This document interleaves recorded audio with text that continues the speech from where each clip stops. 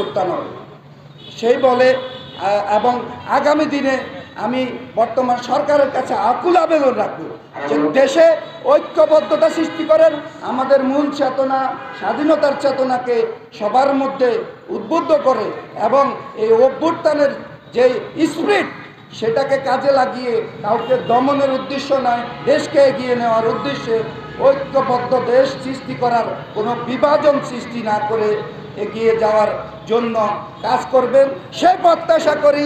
এবং সর্বশেষ সকলকে আহ্বান করব, সত্যর পক্ষে কথা বলুন, কাউকে তেল মারে নয়, কাউকে মাইনাস করে নয়, সত্য যেটা সেটা বলতে শিখি, দেশ এগিয়ে যাবে, আমরা এগিয়ে যাব, আমরা কথা বলার সাহস পাবো।